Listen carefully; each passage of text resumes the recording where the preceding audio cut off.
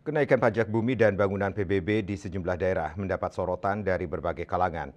Tolak ukur kenaikan PBB hendaknya tidak hanya berdasarkan nilai jual objek pajak atau NJOP, tetapi juga berdasarkan data inflasi dan analisis laporan laba rugi dari suatu usaha.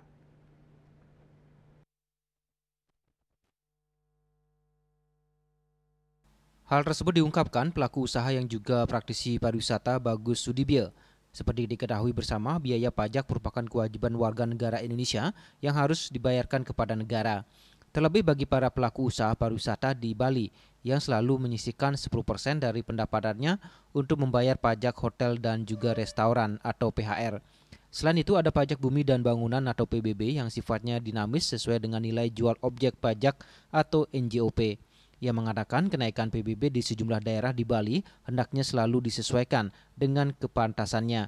Selain NJOP yang menjadi tolak ukur kenaikan PBB adalah inflasi dan analisis laporan laba rugi dari suatu usaha. Menurut pandangan saya, kenaikan pajak itu hendaknya selalu disesuaikan dengan kepantasannya.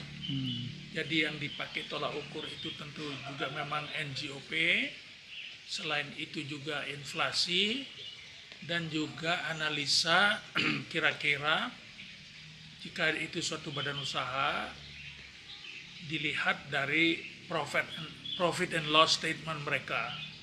Apakah usaha itu menguntungkan, banyak menguntungkan, tidak menguntungkan, bahkan merugi.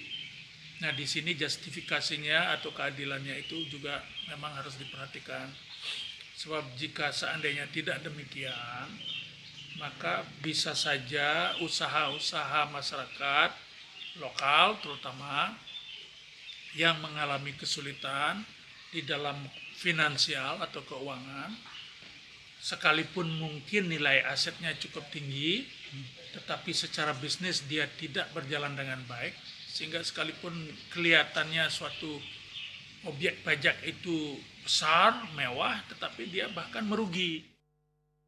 Pihaknya menambahkan harus ada keberpihakan kepada masyarakat dan pelaku usaha lokal untuk tidak menaikkan PBB secara fantastis. Jangan sampai kenaikan PBB yang tinggi justru memberatkan pengusaha dan pada akhirnya harus menjual asetnya.